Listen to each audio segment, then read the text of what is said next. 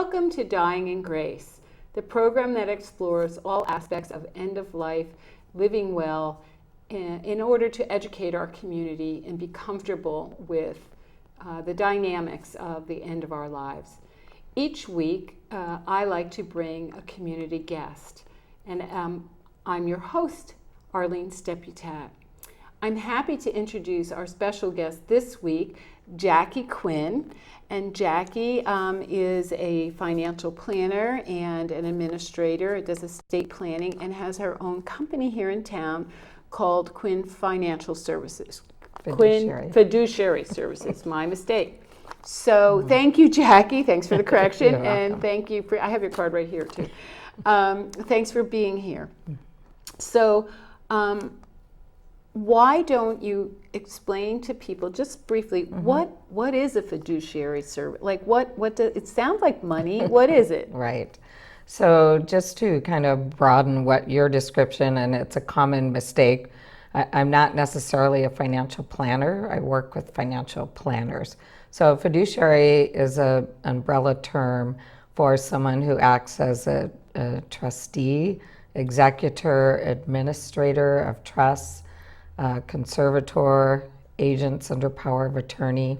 So often we have a dual role of helping someone with their, if you look at it as kind of two things, finances and their personal. So often as part of the personal, we're responsible for their health care decision making, and as a broader part of that, their end of life decision making. Okay. Well, thanks for that clarification. And, you said some terms, I'm not sure if everybody knows them. Could you explain what a conservator is? Because that's actually how you and I met. You were a conservator on a hospice case we were both involved with. So what's a conservator? So often if someone has not done an estate plan well, in other words, if you haven't chosen wisely for someone to handle things for you when you can't handle them yourself, then a conservator is appointed by the court. And so, for example, if you, Arlene, or me had not done an estate plan and named someone trusted to act as your executor or trustee, and someone was taking advantage of you, then often a conservator is brought in. So that's again how we met. The person that we mutually knew was being unduly influenced.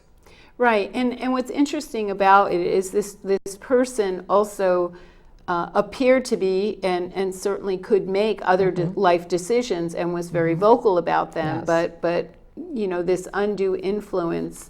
And I think the whole idea of financial elder abuse is seemingly on the rise. Now, I don't know if it's on the rise because there's more of seniors, because of technology, because scammers see it as a easy target. But it sounds like some of your referrals come after someone has been taken advantage of. Right, and many of our referrals do come that way. They come either through Adult Protective Services who contact us, or sometimes attorneys or even loved ones who don't know how to handle what's happening to the person in their life because they're being either unduly influenced or being taken advantage of financially and sometimes physically, but mostly what we see is financial abuse. And sometimes it is the friends and family who are doing the abuse. Yeah, that and then that might go undetected for quite some time because everything looks kind of copacetic. We hate to think about it, but it's a sad reality that family members do take advantage of grandma or whomever. And the senior, it's usually a senior who's being taken advantage of, doesn't want to prosecute or cause harm to the person because they are their family member or trusted friend. And so it becomes difficult to to carry that a step further and actually prosecute someone who is committing financial abuse. What we professionals all try to do is just to stop it and protect them from future abuse. So, yeah, it's a really tricky situation. So you get your referrals from Adult Protective Services. It sounds like also from the courts. And honestly, a lot of attorneys will refer to us because they sometimes are on the front lines and see clients who they've had long-standing relationships with, and maybe the client comes in and wants to make a drastic change to their estate like plan. in a will or something like that. And then bankers as well. I'm a lot more professionals are becoming aware of professional fiduciaries and understand how we can come in and help bridge the gap, sort of, when things are going south. Yeah, because I think I don't know if we still have the financial abuse specialist team. I think that went away.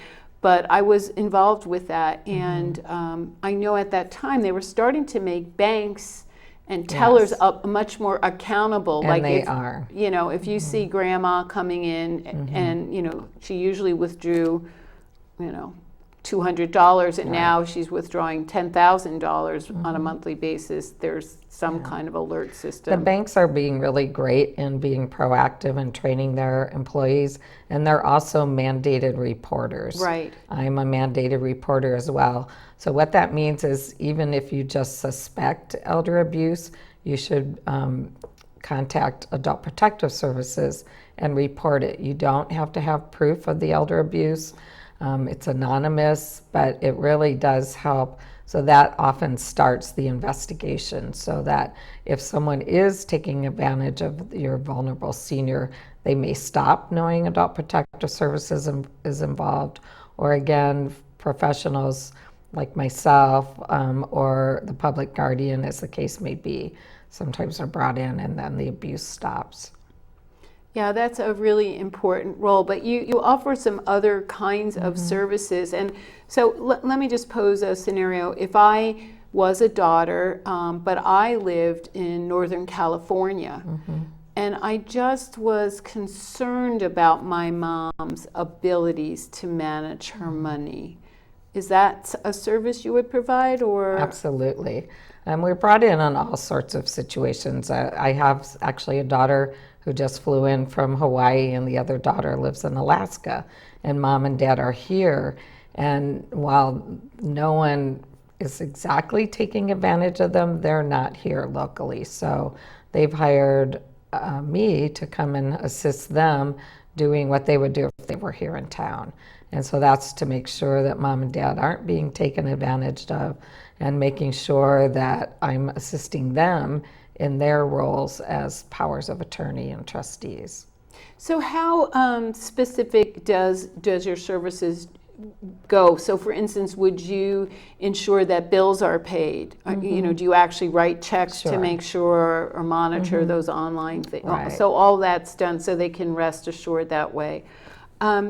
So what about when you see people that are losing their capacity to manage? So maybe seeing early signs of memory loss or early onset dementia or something. Then how does that work for you? Do you report back to the kids, and now we have a medical thing we have to look at? So also kind of another way we get involved are sometimes the facilities who know of us now because we've been in helping some of their clients. They're aware that we're there, and often the the residential care facilities or the facilities like a Valverde or a Maravilla assisted living. So they're kind of on the front lines of watching their people, so to speak, decline, and so they bring someone like myself or others in the community in, and we either help them find who the power of attorney is and get that going, or we help if we can. And often, again, we liaison with the children if they're not doing bad behavior, so to speak. Kind of another avenue of what we do, and which is how you and I met, is we often make healthcare decisions for our clients, whether we're named directly as their agents under advanced healthcare directives or as conservators, if there is no one responsible to make those decisions.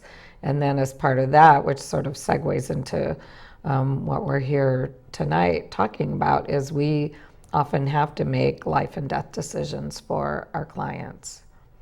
So that must take its toll on you to have to step in and, so what would you say is like the length of time that you're engaged with someone? I mean, it might be, if you've known me over the course of 3 years or something, as I'm aging, you have a better sense, or we work through my advanced healthcare directive. But just knowing people, I think you mentioned before we started, you lost some clients. Just this past week. Some of my clients I've had for a really short amount of time. I had one that I had for 20 years who just recently passed away. I have another one who I've had since like 2009, and every year she comes and meets with me and checks in, and we discuss her plan and how she's doing and update anything. I have other people who we call putting them on the shelf. They're doing their planning now, but they may not need our services for 10, 15 years. And so there's just a wide variety of the way we're involved with people. So for when should people start planning like long term? I mean, you certainly, we go through life stages. I got kids, I'm putting them through college or whatever. But when should people really sit down and start meeting or thinking about what are my estate? When should that happen, do you think? Well, again, as you mentioned, when you're young and you have children, you of course want to have a plan in place for someone to take care of your children should something happen. But then as we grow older in age, we want to make sure there's someone who's going to look out for us. It's a burden to name friends and family members. Sometimes they're not appropriate to name. I see often where groups of friends, and I'm guilty myself, where we name our friends. Well, suddenly you're all in your late 80s. And is it really a good idea that this person in their late 80s is responsible for your decision making? So there's never a good time, but it's never too late either. So I mean, I think I'm seeing more often that people are doing it in their 40s and 50s. They're planning and they're aware that there's professional fiduciaries out there. In the olden days, there were just what we call corporate trustees, banks and institutions like that. But more and more people are cognizant of the fact that there's professional fiduciaries. We're licensed by the state. We have malpractice insurance. We're just a viable alternative to other situations. Well, in a way, the amount of responsibility that you assume for an individual, it's almost like you're a quasi-family member in many real ways. Yes. You've got the whole gamut of services. So let me ask you this: if I had a parent that I was concerned about, like the two daughters,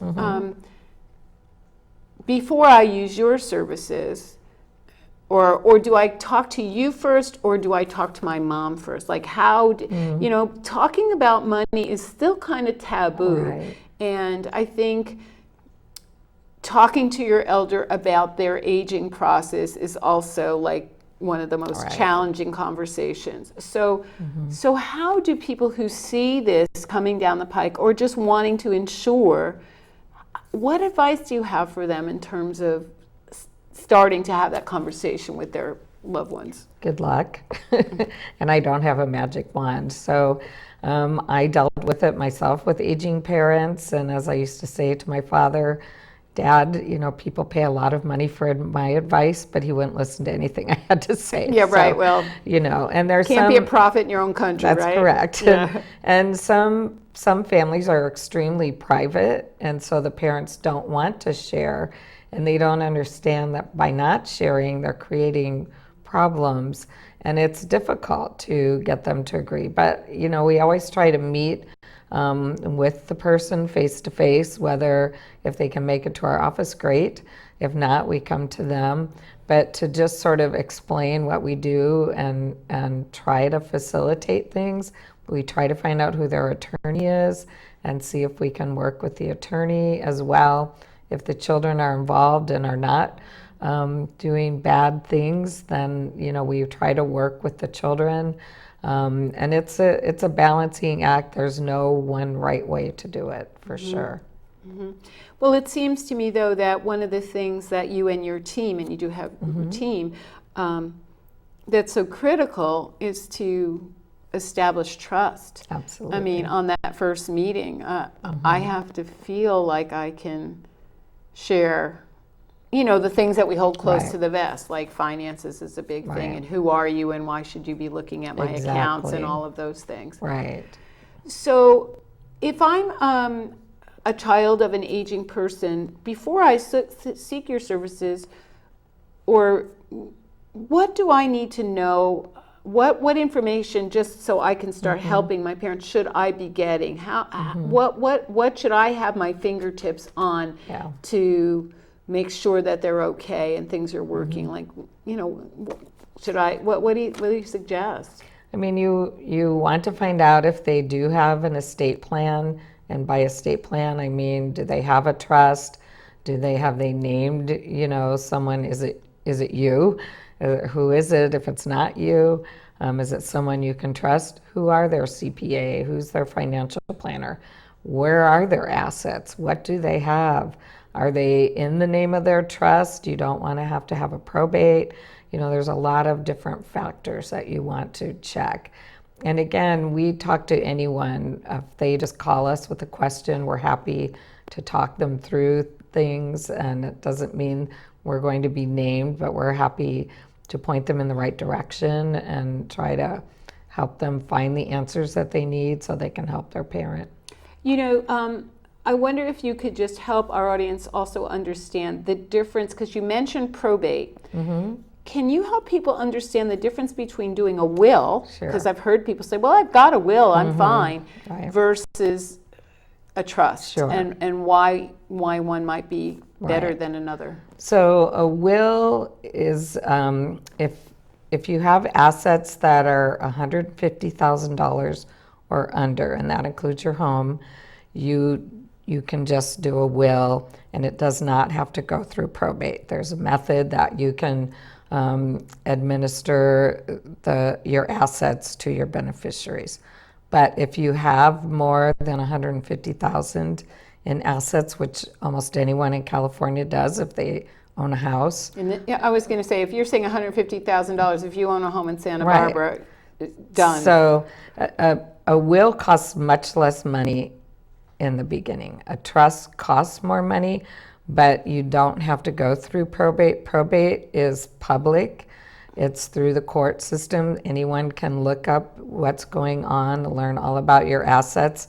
It's a little bit more time consuming, and it has what they call statutory fees. So while it might be a small fee up front, it has a fee, and it's in percentages, and I couldn't begin to quote them now. Of course. But it's in percentages, and so it can be quite costly. Whereas a trust, after a 120-day notice, you can administer the trust, if things are wrapped up quickly. It's not usually wrapped up that quickly. Right. But again, it doesn't go through the court. It's private. It's not open to the public for their views, and it's just the fees are based either on a percentage or an hourly fee, whatever's been agreed upon.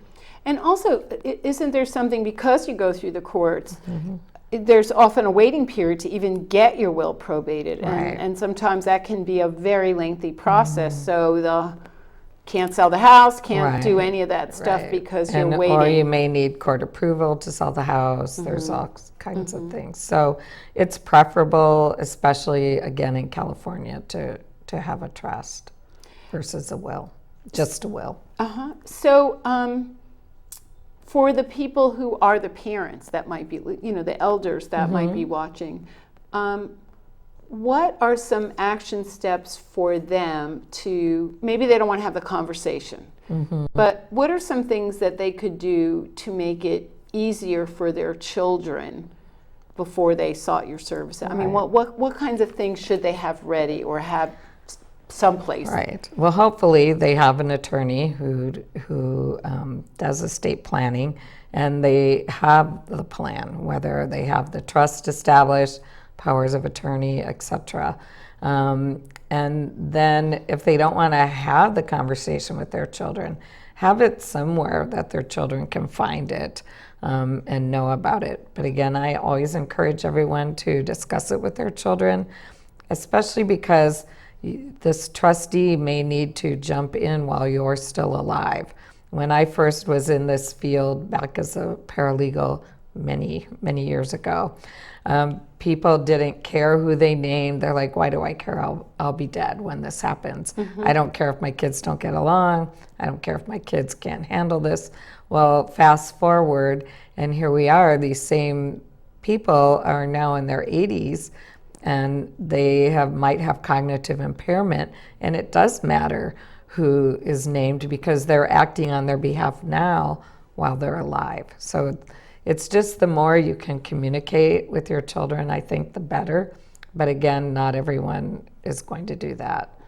So what do you think is the biggest fallacy about your services or just planning for death? I mean, do you have people resistant because I don't need to think about that, or they'll handle it, or what do you bump up against a lot? Well, again, no one wants to face their own mortality. We all know we're going, but no one wants to, or not no one, but most people don't want to acknowledge the fact it's going to happen. It only happens to other people. That's right. And again, we're all going to die peacefully in our sleep at just the right age. Yeah. That doesn't happen either. No. You may need home care at some point or be placed in a facility. There's so many decisions that come down the pike as we age, and I've seen it all. I've seen planners. I've seen people who didn't plan. Sometimes both work out, sometimes not so much. So what is it about this work that you've stayed in it for quite some time? So what is the juice for you about doing this work? That's a really good question. One of the judges once thought I was a sadist or masochist when you like to self-inflict pain. I think it is rewarding. The people we help often don't appreciate it because of their cognitive impairment, or their families don't. I always joke that they may hate each other, but they'll unite in their hatred of me. Oh, So common enemy, right? Yes, Yeah. right.